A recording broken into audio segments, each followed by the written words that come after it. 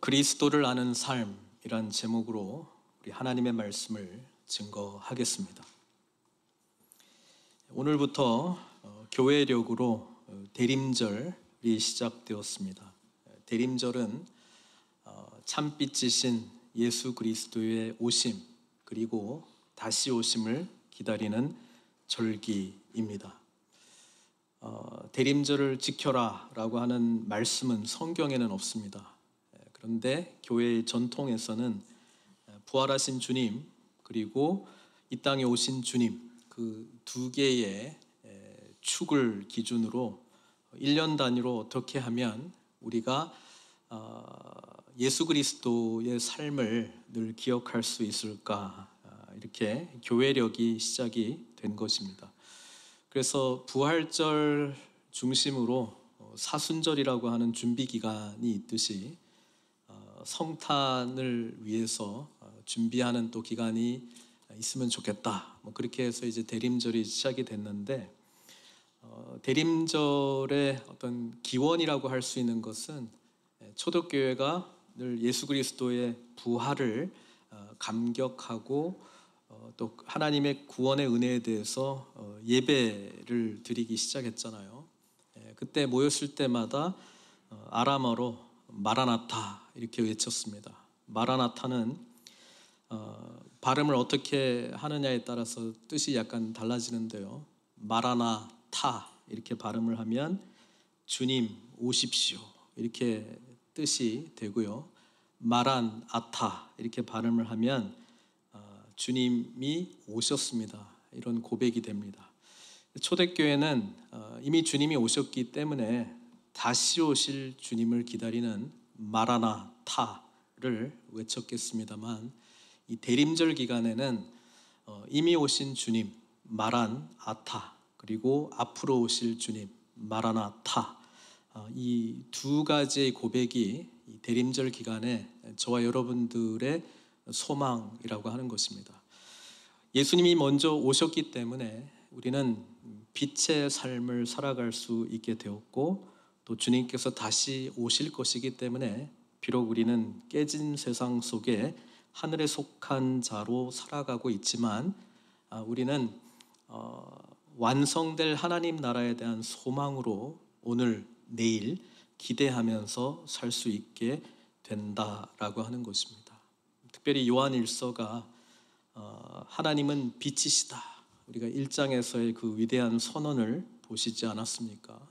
또 4장에 나오는 하나님은 사랑이시다 라고 하는 이 두 가지 큰 축을 기점으로 해서 정말 빛의 자녀로 살아가는 삶이 무엇인지, 또 사랑의 은혜를 아는 자가 사랑을 실천하면서 살아가는 것이 무엇인지 이 대림절 기간에 준비하는 또 소망하는 저와 여러분들이 되시기를 주님의 이름으로 축원드립니다. 본문 말씀 같이 보겠습니다.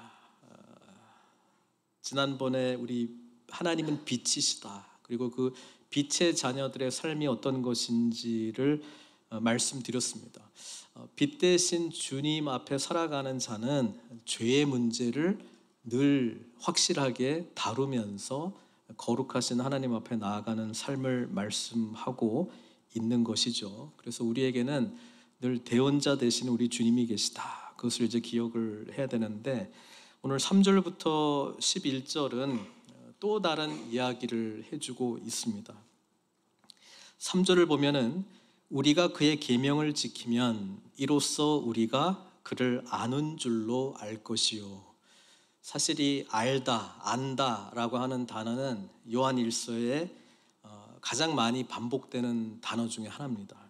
그래서 헬라어로는 그노시스라고 하는 이 단어인데, 이 알다라고 하는 단어가 자주 반복되는 이유는 당시 사도 요한이 목회를 하고 있는 그 시점에 교회에 이단이 침투해 들어왔는데, 영지주의라고 하는 이단입니다. 그래서 나스틱스, 그노시스에서 영지, 그러니까 안다라고 하는 그 단어에서 파생되어서 우리가 이 뭔가 아는 자들 이런 모임이 되겠죠.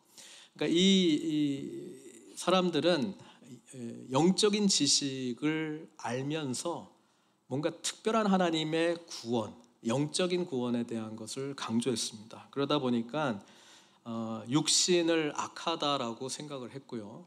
지난번에도 잠깐 말씀드렸지만 이 육신이 약하다라고 생각하는 사람들, 그리고 영적인 것이 중요하다라고 생각하는 사람들은 두 가지 경향성으로 그것을 실천하게 되는데, 하나는 육체를 힘들게 하는 방법입니다. 금욕주의죠. 그래서 맛있는 거 먹지 않고 뭔가 자꾸 육신을 힘들게 하고 괴롭게 하면서 영적인 것에 더 깊이 들어가는 것을 살아가는 어떤 그런 모습이 나타날 가능성이 하나 있고요. 또 하나는 육체를 완전히 무시하는 겁니다. 육체는 어차피 없어질 것이기 때문에 뭐 죄를 범하든 말든 흥청망청 살든 말든 상관없이 영적인 지식만 있기 때문에 우리는 구원받았다라고 하는 그런 확신 속에 마음대로 살아가는 겁니다.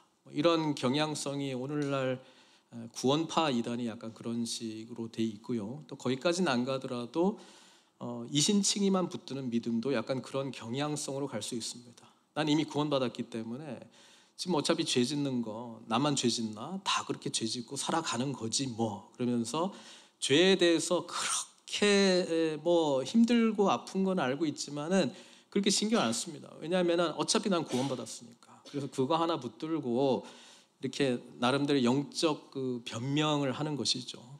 그런데 오늘 본문은 그런 부분에 대해서 굉장히 강력하게 말하고 있죠. 뭐라고 이야기하냐면은 우리가 그의 계명을 지키면 이로써 우리가 그를 아는 줄로 알 것이요. 그래서 하나님의 말씀대로 살아가는 삶이 우리에게 있어야 된다는 것을 굉장히 강조하고 있습니다. 이것을 통해서 뭘 알 수 있다고요?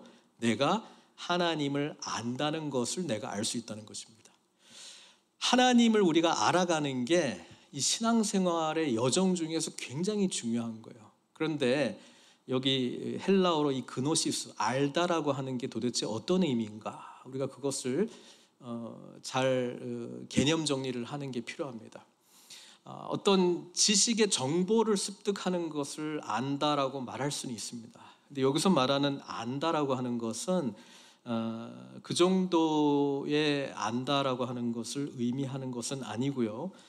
히브리어로 이 똑같은 그노시스를 바꾼다면 야다라고 하는 단어를 쓸 겁니다. 이 야다라고 하는 단어도 안다라고 하는 뜻인데 경험적으로 아는 것이고요.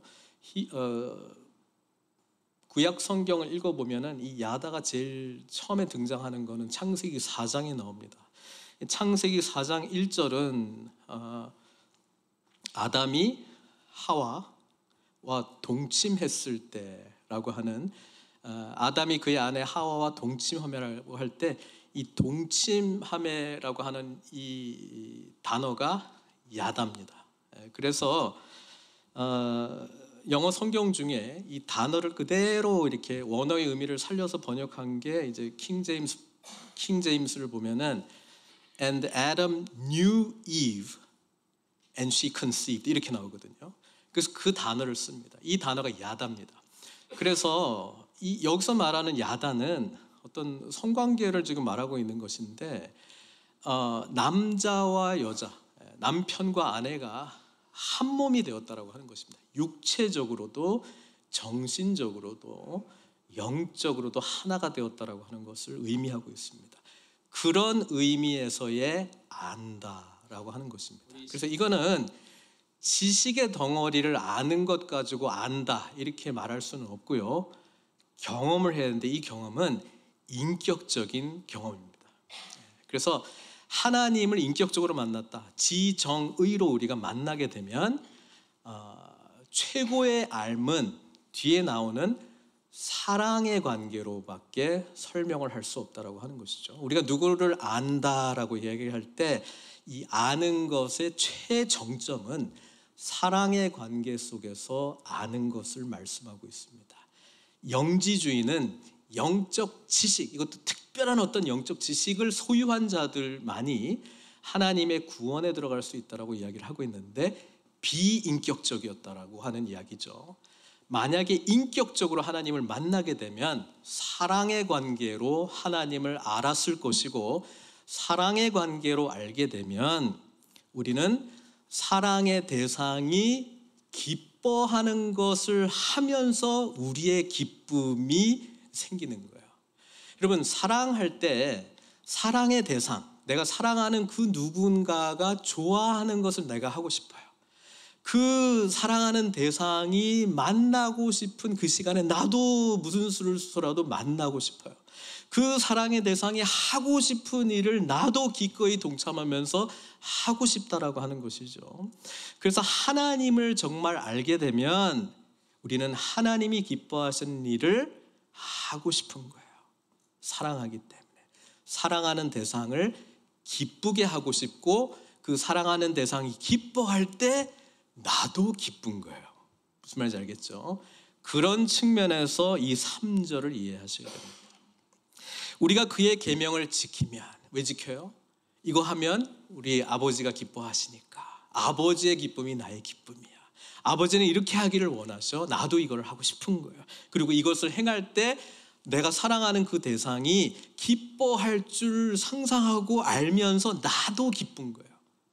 그런 의미에서의 계명 지키는 것을 말씀하고 있습니다. 영지주의자들은 계명을 지키지 않았습니다. 육체가 악하다라고 생각했기 때문에 이들은 그냥 방탕하게 살아갔다라고 하는 것이죠. 그래서 지금 그들이 중요하게 쓰는 이 알다라고 하는 단어를 가져오면서 너희들은 하나님을 모른다라고 이야기를 하고 있는 겁니다. 왜냐하면 알았다면 계명을 지킬 것이기 때문에. 그게 이제 사도 요한이 강조하는 것이죠. 이것은 저와 여러분들이 하나님을 나도 야다의 개념으로 아는가에 대한 증거로서 우리 자신을 점검해 볼 수 있습니다. 나는 계명을 뭘 지키고 있지? 어떻게 지키고 있지? 왜 지키고 있지? 여러분, 그것을 살펴봐야 돼요. 내가 이 계명을 지키는 것이 하나님을 사랑하기 때문에, 그분이 기뻐하는 것이 나의 기쁨이기 때문에 라고 하는 가장 근원적인 사랑의 동기가 아니라면 우리는 인격적으로 주님을 알지 못하고 비인격적으로 하나님에 대해서 알고 거기에 따른 지켜야 할 것들만 한 개씩 한 개씩 쌓아가고 있는지도 모르겠습니다. 이렇게 가는 것을 율법주의, 이렇게 가는 것을 도덕주의라고 표현하는 거예요. 하나님이 어떤 분이신지에 대해서 알아요. 크리스찬은 이런 삶을 살아가야 되는 것에 대한 개념도 있어요. 그리고 그렇게 살아가는 것이 그래도 그렇게 안 사는 것보다는 괜찮다라고 생각하기 때문에 그렇게 살려고 노력을 해요. 그런데 인격적인 관계가 없다? 하나님과의 사랑의 관계가 없다? 근데 이것을 나는 왜 지키고 있는가? 여러분, 계명을 하나님과의 인격적인 만남이 없이도 지킬 수 있어요, 없어요? 있습니다. 그것을 예수님 당시에 제일 잘 지켰던 사람들이 누구예요? 바리새인들입니다. 이들을 향해서 예수님이 산상수훈의 말씀을 했을 때 그때에 내 이름으로 이것 했습니다. 뭐 귀신도 쫓아내고 뭐 선한 일도 하고 뭐 이런 거 했습니다. 그때에 뭐라고 이야기한다고 그랬어요? 나는 너희들이 누군지 알지 못한다라고 말할 거라는 거예요. 이거 바리새인들이라고 하는 이야기잖아요. 그들은 주님을 몰랐어요. 주님과의 인격적인 관계가 없었어요. 사랑이 없었어요. 그런데 율법은 누가 보더라도 잘 지키는 율법주의, 외식의 길을 걷고 있었다라고 하는 것입니다. 이들은 그것을 왜 지켰을까요? 그것을 잘 지키면 지킬수록 어떻다? 하나님 보시기에 의롭다라고 생각했습니다. 잘 지키면 지킬수록 다른 사람들을 판단할 수 있는 권리가 있다. 라고 생각을 했습니다. 그리고 죄를 지적하면 지적할수록 나는 의롭구나, 이걸 아니까, 이게 보이니까 라고 생각했다라고 하는 것이죠. 하나님을 인격적으로 알지 못하는데 계명을 철저하게 지킨 율법주의, 도덕주의의 길을 가는 사람은 하나님께서 우리에게 예수님을 보내주신 그 사랑 때문에 내가 구원받은 은혜 입은 자다라고 하는 것을 근거로 사랑하기 때문에 율법을 지키는 방식을 취하는 것이 아니고요, 내가 지키면 지킬수록 쌓아져가는 나의 의를 근거로 나는 하나님 앞에 의롭고 하나님 앞에 구원받은 자다라고 하는 착각 속에 살아갑니다. 이렇게 살아가는 사람들은 잘 지키면 당당하게 하루를 살고요, 못 지키면 그냥 힘들어요. 그리고 이게 들통나면 떠나야 돼요. 예수님을 만난 사람은 주님을 만나면 만날수록 내 속에 죄가 더 드러나게 돼요. 그래서 십자가의 은혜를 붙들고 거룩해 하시는 주님의 은혜 속에서 감사와 감격의 반응으로 더 주님을 사랑하는 방식을 취하게 될 텐데, 자기 의를 자꾸 쌓아가는 사람은 하나님의 사랑은커녕 내가 과연 구원받은 자인가 스스로를 믿지를 못합니다. 그래서 자기가 믿는 것은 하나님이 아니라 자기가 쌓은 의를 믿습니다. 그래도 내가 교회를 많이 섬겼지, 봉사도 많이 했고 헌금도 많이 했고 뭐 선교지도 내가 몇 번을 갔냐, 뭐 봉사 뭐 내가 빠진 적이 있었나. 그러니까 보세요, 전부 비인격적인 행위들만 나열을 한 것이지 하나님과 인격적인 이야기는 없잖아요. 예? 그리고 뭔가 하는 게 안 되면 뭔가 못하는 사람을 비난하면서 내가 의로운 사람인 걸로 착각하는 방식으로 나의 구원을 확증을 찾는다라고 하는 것이죠. 저렇게 하면 안 되지, 교회가 이러면 되나, 저렇게 무슨 봉사야, 이런 게 봉사지. 책망과 비난을 통해서, 물론 맞을 거예요. 그런데 자기는 뭐예요? 그렇게 말하는 자이기 때문에 의 쪽에 있는 것으로 강화시키는 거예요. 그러니까 자기가 하는 행위를 강화하든가 남이 못하는 것을 더 비판하든가 두 가지 방식을 통해서 나는 의롭다, 그것을 확인받고 싶은 거예요. 좋은 일을 많이 하면 많이 할수록 뭘 들어요? 칭찬을 많이 들어요. 나의 구원의 확신의 근거는 잘 모르겠는데, 나도 엉망이긴 한데 남들이 나를 그렇게 칭찬을 하니 그걸 근거로 해서 나는 확실하게 구원받은 것 같아. 아니면 남들은 뭐라 안 해도 내가 한 행위들이 있잖아, 내가 하나님을 몰랐으면 이런 거라도 내가 했을까? 내가 뭐 헌금 생활을 했겠어, 봉사를 했겠어, 주일 예배를 지키겠어. 그러니까 이런 걸 하는 나를 보니 나는 하나님을 아는 것 같아. 여러분, 우리 하나님은 살아계신 사랑의 하나님입니다. 우리가 그분과 인격적인 관계를 맺게 되면 사랑의 하나님에 대한 이야기로 가득해야죠. 우리가 하나님과 지정의의 반응으로 만나게 되면 내가 연약할 때에 그럼에도 불구하고 나를 타이르시고 보듬어 주시고 기회를 주시고 한 번 더 일으키시는 하나님에 대한 이야기, 또 주님과 동행했을 때 하나님을 통해서 놀라운 일들이 일어나는 것에 대한 증인으로 우리는 살아가지 않겠습니까?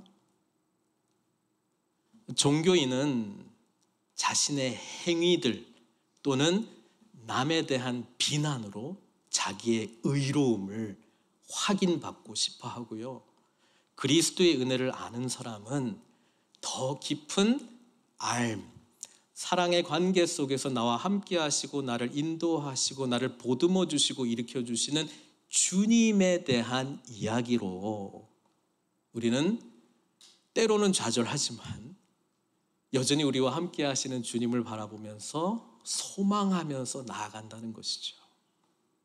그래서 늘 내가 하는 행위들을 살펴보면서 이것은 내가 인격적으로 주님을 만나고 있기 때문에 나타나는 사랑의 행위로서의 계명 순종인지, 아니면 여전히 나는 이거 해야지 저거 해야지, 그리고 이것을 통해서 뭔가 나는 그래도 구원받은 어떤 안전지대에 있다 라고 하는 것을 확증하는 식으로 내가 어떤 행위를 하고 있는지, 그걸 이제 잘 살펴봐야 된다라고 하는 거예요. 겉으로 보기에는 똑같을 수 있어요. 그런데 사랑의 관계 속에서 주님의 일을 하는 자는 기쁨이 넘치게 돼요. 자기 의를 쌓는 사람들도 나름대로 보람이 있기 때문에 기뻐할 수 있습니다. 그래서 이 기쁨의 뿌리와 원천은 도대체 어디인지 끊임없이 돌아보지 못하면, 우리는 까딱 잘못하면 구원으로 시작했으나 도덕주의적인 길로 갈 개연성이 다분히 높습니다. 거룩하신 주님을 더욱더 알아가는 우리의 여정 속에는 하나님의 그 사랑의 이야기를 하지 않을 수가 없다는 것입니다. 그래서 오늘 요한일서 보면은 그를 아노라 하고 그의 계명을 지키지 아니하는 자는, 아주 그냥 극단적으로 표현하잖아요.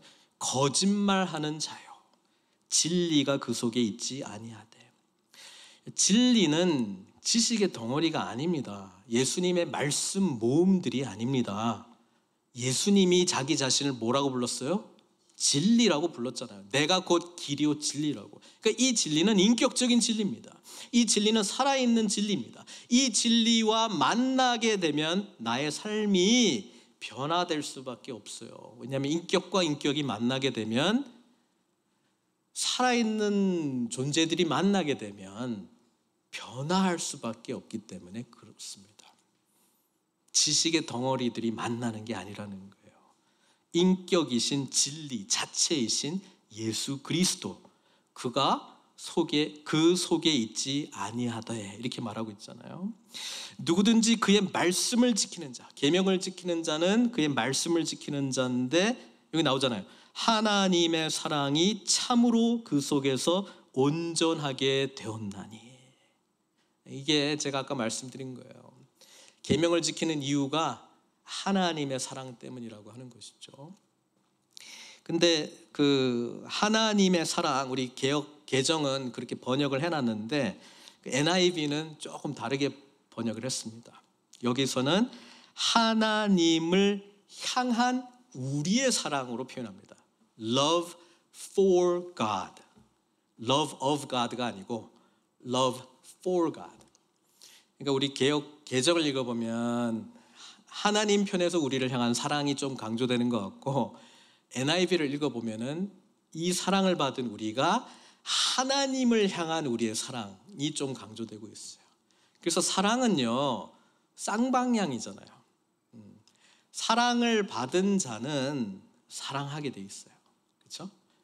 이 사랑의 반응 속에 나타나는 우리의 행동적인 변화는 말씀을 지키려고 하는 삶이 나타날 수밖에 없다는 것입니다. 왜? 이거를 행하면 우리 하나님이 기뻐하시니까. 그리고 하나님이 기뻐하시는 것을 내가 알면 나도 기쁘니까. 그래서 하는 거예요. 그래서 우리의 어떤 선한 삶의 모습들이 무엇인지를 좀 늘 돌아볼 필요가 있어요. 그리고 이거를 내가 도대체 왜 하는가, 나는. 안 하면은 지금 분위기가 뭐 목사면 목사, 장로면 장로, 뭐 권사면 권사, 약간 행동의 어떤 약간 이런 리스트들이 있는데, 요 정도는 좀 해줘야 되고, 안 하면은 누가 나를 책망할 것 같으니까, 지탄받을 것 같으니까. 목사가 저런다고, 장로가 저런다고, 그 비난을 피하기 위한 최소의 그냥 보여지는 행동을 하는 겁니까? 아니면 이것을 통해서 누구 인정받고 싶은 겁니까? 인정 많이 받으면 내가 딴 데서는 잘 못하고 있는데 적어도 여기서는 인정을 많이 받는 걸 보니 왠지 나는 좀 안전할 것 같아. 구원과 관련해서. 도대체 이걸 왜 하는 건가? 아니면 열심을 통해서 누군가를 정말 그냥 비난을 하고 싶은데 말로는 못하니까 행동으로 하는 겁니까?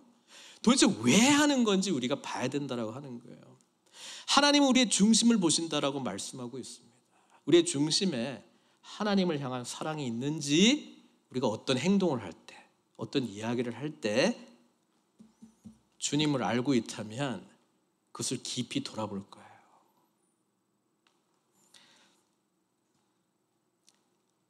그의 안에 산다고 하는 자는 그가 행하시는 대로 자기도 행할지니라. 율법주의나 도덕주의의 길을 가려고 할 때 비인격적인 하나님 또는 인격이신 하나님인데 아직 좀 이렇게 깊질 않아. 그러면요, 뭐가 편한 줄 아세요? 하라 하지 말라가 훨씬 편합니다. 이거요, 그가 행하시는 대로 자기도 이거 되게 모호하고요, 뭐 어떻게 행해야 될지 몰라요. 그냥 이거 하라, 뭐 주일 성수해라, 뭐 11조 내라, 봉사해라, 아니면 하지 말라, 안 해도 된다, 이런 거가 훨씬 편해요. 아, 이거 하면 되고 안 하면 못하면 안 되는 거고 이런 거구나. 인격으로 만나게 되면 하라 말라보다는 하나님이 어떤 분이신지를 알아야 하잖아요. 그러면 뭐가 하나님이 기뻐하시는 일인지 보이기 때문에 창조적인 행위가 가능해요. 예? 창조적인 행위가 가능하다고요. 새 노래로 하나님을 찬양할 수 있고요, 새 마음으로 하나님께 예배드릴 수 있고요, 사랑이라고 하는 게 내가 정해진 방식대로만 나 사랑해, 그거를 우리 자녀들이 나한테 사랑한다거나 내 배우자가 이렇게 사랑해줬으면 좋겠어, 요건 하지 말고 요건 해주고, 그걸 우리가 사랑으로 받아들입니까? 처음에는 그럴 수도 있어요. 그런데 시간 지나면 이게 사랑인가? 여러분, 사랑의 행위에는 창조적 행위도 있습니다. 기특한 행위들이 나타나는 거예요. 내가 이거 요구하지도 않았는데 와, 이런 걸 한다고? 그게 왜 나오냐면 사랑하기 때문에 나오는 거예요. 그러니까 그의 안에 산다고 하는 자는 그가 행하시는 대로 자기도 행할지니라. 인격적으로 주님 만나고 있지 못한 사람들은 뭐 그가 행하시는 대로, 예수님 뭘 했지? 또 이제 분석해야 돼. 예수님 뭐 희생했고, 희생하면 돼. 뭐 희생이 뭐지? 좀 희생도 좀 말해주면 좋겠는데 5일만 희생하고 둘은 자기를 위해서 살아, 뭐 이렇게 하면 훨씬 좋을 것 같은데 뭐 언제 어디까지 해야 된다는 거예요? 사랑에 범위가 없어요. 무한계잖아요. 그래서 이런 표현들이 익숙하지가 않습니다. 그냥 뭐 어떻게 하는지만 말해주면 좋을 것 같아.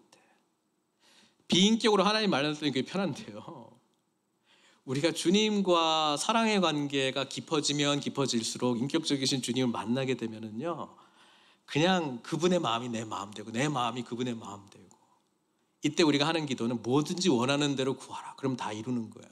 왜 그러냐면 하나님이 그렇게 기도하기를 기뻐하시고 그 기도를 하는 나를 또 기뻐하시고, 그러니까 이게 하나 되는 거예요. 그 과정을 향해서 우리가 나가는 거예요.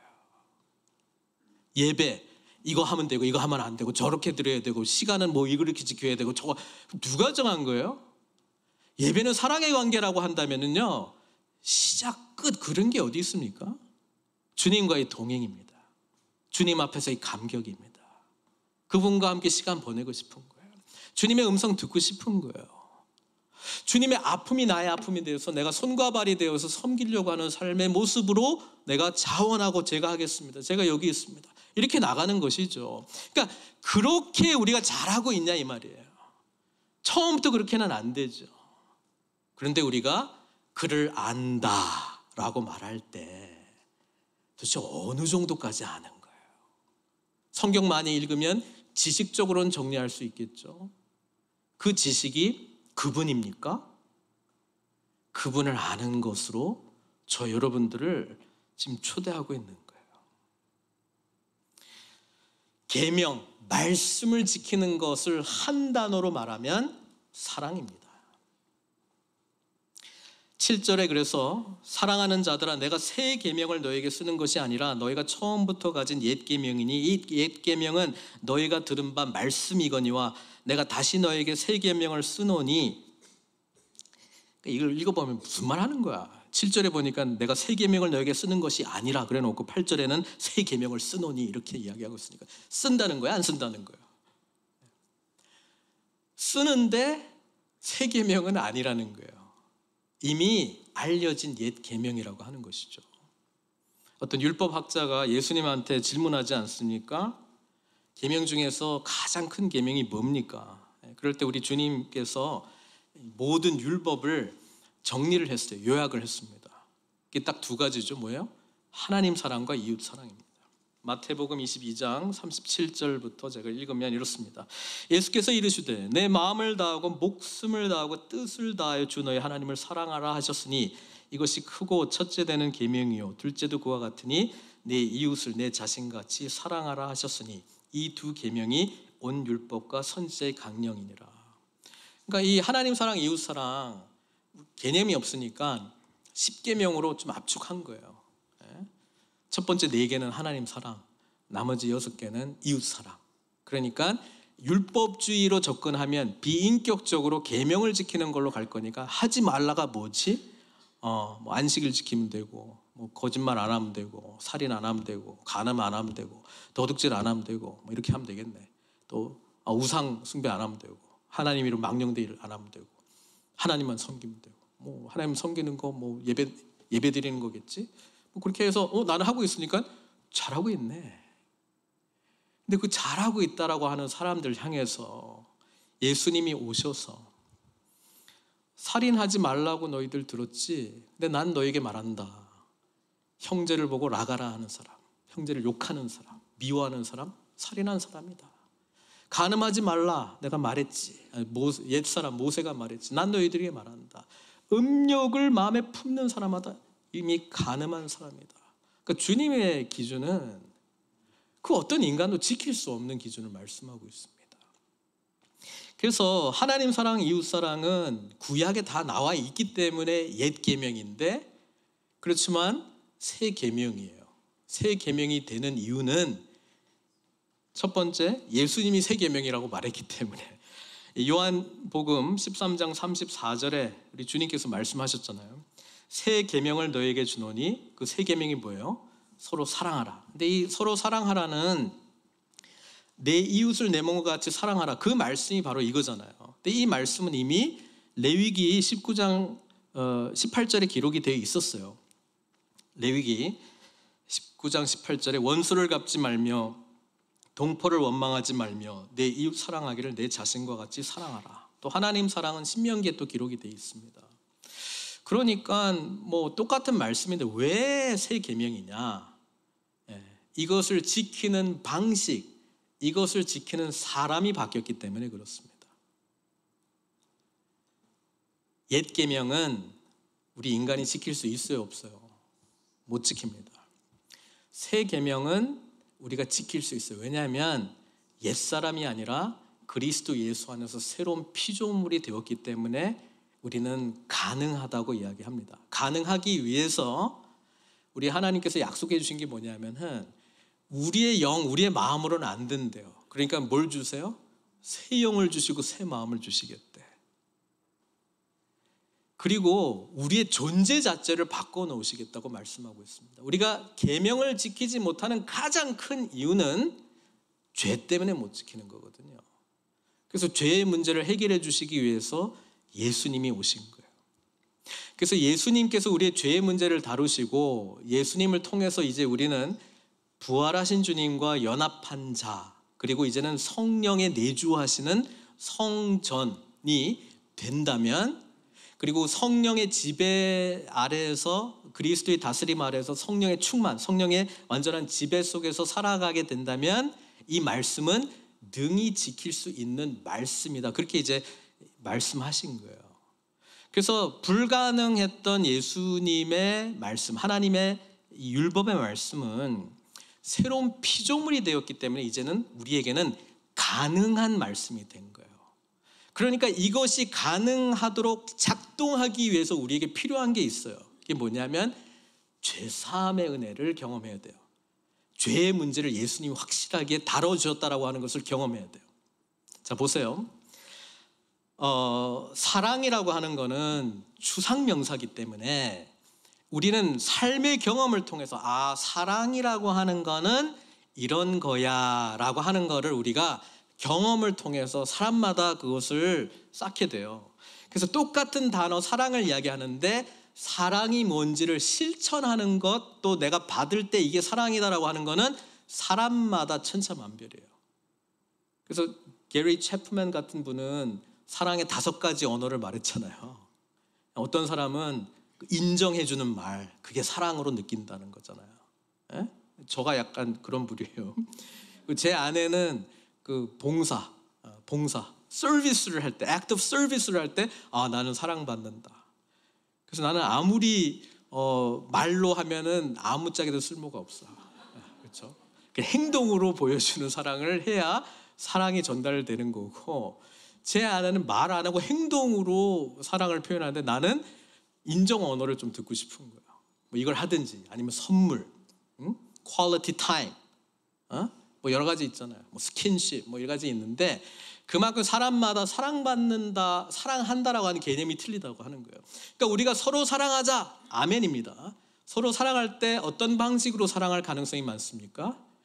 내가 알고 있는 사랑의 방식으로 사랑을 할 가능성이 많이 있습니다. 나는 이게 최고의 사랑이야. 근데 받는 사람이 그게 최고의 사랑이 아닐 수가 있습니다. 그러니까 부모가 자녀와의 갈등 속에 있을 때 우리를 굉장히 화나게 하는 거는 아빠가 나한테 뭘 사랑했는데 이렇게 이제 이야기할 때 이제 팍 망치로 맞는 것 같죠. 내가 너를 위해서 뭐 일도 열심히 하고 그게 사랑의 언어로 한 번도 들어간 적이 없었다는 것이죠. 그러니까 우리가 예수 믿는 공동체는 사실 우리가 사랑을 알면 제일 잘 아는 공동체일 수밖에 없어요. 왜냐하면 사랑 자체이신 하나님이 우리 하나님이시고 예수님이 우리한테 사랑이 뭔지를 보여줬기 때문에 우리는 어떤 의미에서는 사랑의 전문가이긴 한데 어떤 의미에서는 또 제일 미숙해요. 그래서 이 하나님의 사랑이 뭔지를 공동체가 없으면 배워갈 방법이 없습니다. 뭐 공부하면 사랑이 갑자기 생깁니까? 하나님하고 1대2 관계 누리면 갑자기 사랑이 생깁니까? 여러분, 삶으로 사랑을 실천하고 살아가는 거는 이게 사랑이 아니구나. 나는 이게 사랑이라고 생각했는데 이게 사랑이 아니구나. 어떻게 하면 이 사랑으로 전달될 수 있지? 이거 끊임없는 부딪힘과 갈등 속에서 하나님의 사랑이 나타나게 되는 것이죠. 이거는 인간적인 사랑이구나. 나의 한계, 내가 정의 내린 사랑의 방식으로 나는 사랑했구나. 하나님의 사랑으로 사랑하는 게 이거구나를 배워나가는 거는 공동체 없으면은 알 수 있는 방법이 없어요. 그냥 자기가 가지고 있는 개념을 추상적으로 이해를 하면서 그냥 뭐 이런 거겠지, 넌지시 그렇게 말하는 것이지. 그래서 어떤 의미에서는 공동체를 통해서 우리는 사랑이 아닌 것이 뭔지를 계속 분별하는 거예요. 이거는 사랑이 아니구나. 여러분, 하나님이 정의하신 사랑이 있어요. 하나님이 우리한테 우리를 향한 최고의 사랑은 이거다라고 정의 내린 게 있어요. 그게 뭔지 아세요? 요한 1서에 나오죠. 4장 10절. 사랑은 여기 있으니 우리가 하나님을 사랑한 것이 아니요 하나님이 우리를 사랑하사 우리 죄를 속하기 위하여 화목제물로 그 아들을 보내셨음이라. 이렇게 되어 있습니다. 하나님이 세상을 이처럼 사랑하사, 요한복음 3장 16절, 독생자 예수 그리스도를 보내주신 것, 그게 하나님이 우리한테 줄 수 있는 최고의 사랑이라고 하나님은 정의 내리셨어요.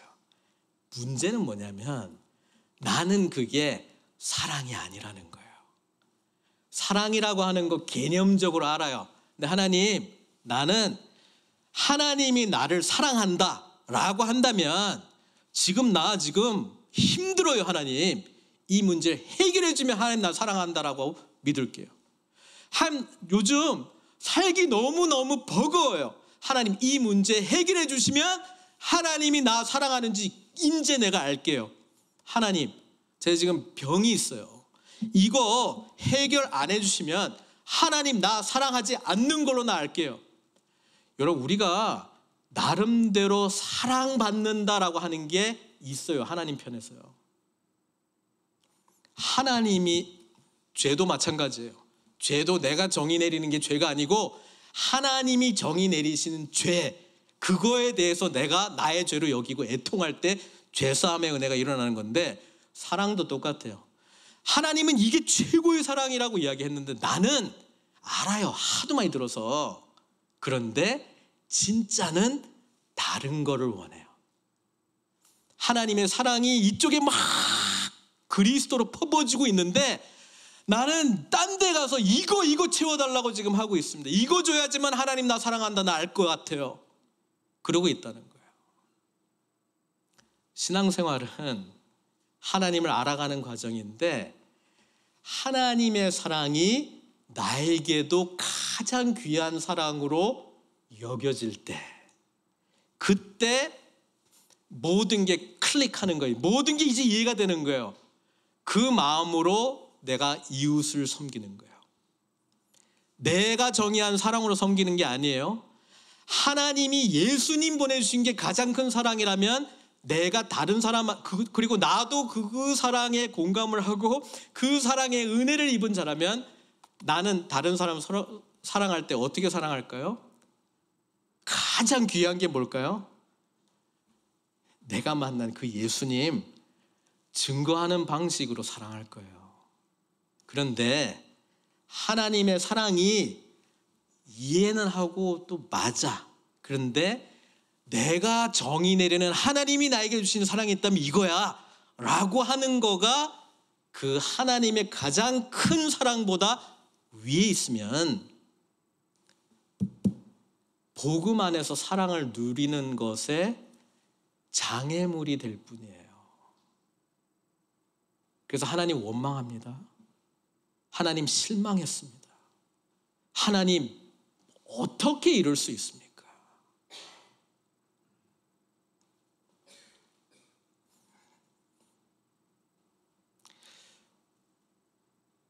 신앙생활하면서 가장 많이 사용하는 단어 중에 하나도 사랑일 거예요.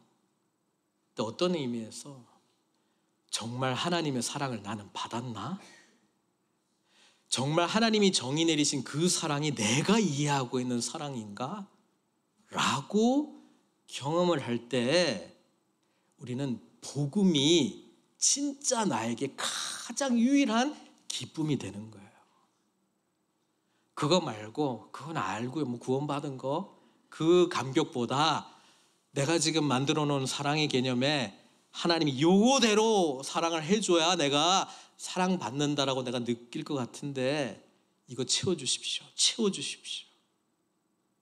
그 방식으로 나아가기 때문에 진짜 하나님의 풍성한 사랑이 제한되고 있는지도 몰라요. 요한 1서에서는 세 계명, 서로 사랑하라. 이거를 알려면 하나님이 나를 어떻게 사랑하셨는가. 복음이잖아요. 예수님이 우리를 위해서 오시고 죽으시고 부활하시고 승천하시고 성령님 보내주시고 다시 오실 주님, 그리고 이 모든 행위 가운데 우리를 향한 끝없는 사랑이잖아요. 포기하지 아니하시는 사랑인데, 이 사랑을 우리가 이해할 때 이 사랑의 은혜를 받은 자에 합당한 이웃사랑, 형제사랑이 가능하게 될 거예요. 근데 그렇게 나아가는 과정 중에 미숙한 사랑의 모습으로 계속 사랑을 실천할 거예요. 그래서 우리에게 필요한 것은 예수님이 우리에게 그렇듯, 하나님께서 우리에게 그렇게 하셨듯 오래 참는 사랑, 인내하는 사랑, 기대하는 사랑, 기다려주는 사랑, 그리고 독려하는 사랑, 위로하는 사랑. 때로는 강하게 사랑하기 때문에 책망하는 사랑도 있을 거예요. 우리는 부족한 가운데 그리스도의 사랑을 점점 배워가게 됩니다. 사랑은 살아계신 하나님과의 인격적인 만남이기 때문에 그것이 가능하다라고 하는 사실이죠. 그래서 사랑 이야기할 때 교회에 사랑이 없다, 목사가 사랑이 없다, 공동체에 사랑이 없다, 이런 이야기 할 때 대부분은 자기가 정의 내린 사랑이 없다라고 하는 것을 말씀하고 있습니다. 우리가 해야 될 거는 하나님의 사랑이 나에게 사랑의 정의로 든든하게 뿌리 내리게 하는 그것을 경험해야 되고요. 그 사랑으로 진짜 형제 사랑을 실천하는 것입니다. 주님 오실 때까지 저와 여러분들은 미숙한 사랑을 실천하면서 온전한 사랑을 배워가는 과정 가운데 있다라고 하는 것을 기억하시고, 우리는 연약하고 부족하지만 그것을 가능케 하시고 우리에게 참된 사랑을 가르쳐 주실 성령님이 우리 안에 계시잖아요. 그분을 따라가게 될 때 진짜 사랑 풍성하게 경험하게 될 줄 믿습니다. 같이 기도했으면 좋겠습니다. 우리 2025년도 이제 마무리하는 시점이고, 교회력으로는 사실 오늘이 새롭게 시작하는 주일이기는 합니다. 하나님은 자신을 우리에게 알려주시기를 원하시고요, 우리가 하나님을 더욱 깊이 알기를 원하고 있습니다. 알아가는 만큼 사랑 때문에 거룩한 의로운 삶을 실천하기를 원하고 계시고요, 또 그 삶을 살아간다는 것은 한마디로 말하면 이웃을 사랑하는 것입니다. 오늘 말씀 통해서 하나님께서는 무엇을 우리들에게 도전하거나 위로하고 계십니까? 그거 붙들고 빛이시고 사랑이신 하나님 앞에 우리 함께 간절히 나아갔으면 좋겠습니다. 더욱 알게 해달라고, 더욱 사랑하게 해달라고 함께 기도하시겠습니다.